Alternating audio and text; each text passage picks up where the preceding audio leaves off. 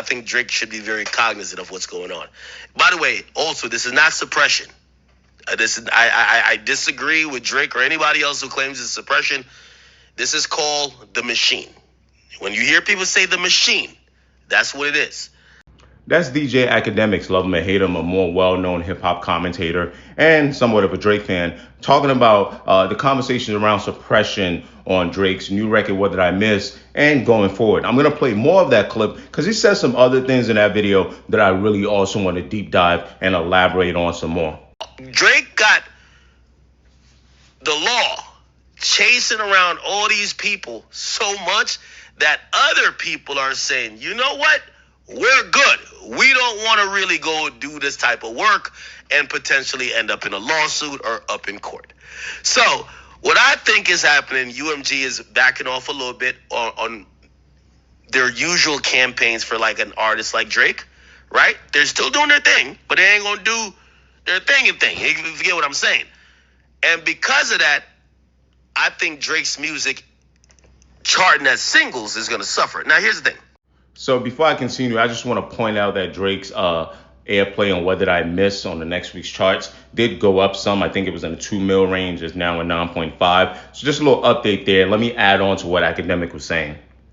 Now, to deep this some more, right, in one of my previous videos, I said something, just a line saying, hey, you know what? You can't be in litigation with your label and not expect blowback. I could say something like that, but let me just kind of layer it out for you guys, right? If you don't trust an employer, you don't trust a company, it's so much so that you're willing to get in a litigation with them because they defamed you, devalue you. I'm not quite sure why you would trust them with their music, but that's the sort of theory out there. So for me, I have to now think like Drake and say, well, why would he trust them with the music, right? So blowback in two ways, right? So the first way is just human nature, right? Why would you not think that they wouldn't work as hard? Well, the idea is, I'm guessing Drake and his team knows this, is, hey, there's legal ramifications here, right? And there's a money issue, right? Meaning that, there's a money deterrent, we should say, right? Meaning that, hey, you want to make money, I want to make money. So litigation or not, you're going to work this record as best as you can. And also, if you don't work this record as best as you can, there's going to be proof for me that I can now take to court in our current litigation.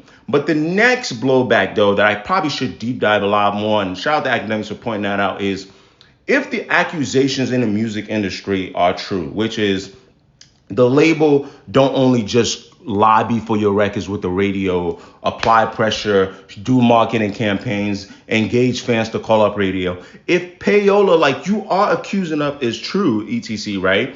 The idea is, why would they now do that for you? Why would you not expect that blowback? Because in order to do that for you, they would be proving what you said of how the records get pumped up are true.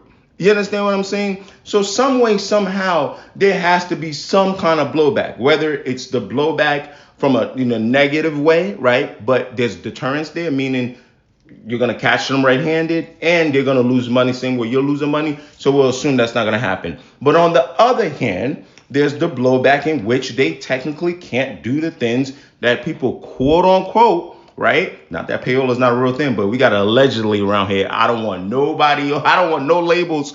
You said we payola, no, but they can't do those things as well. So they have to run the record the way they would run a normal record, right? And say, hey, this is a Drake record. It's fit for this age. Can you play it for your focus group? Can you play it in this station? ETC.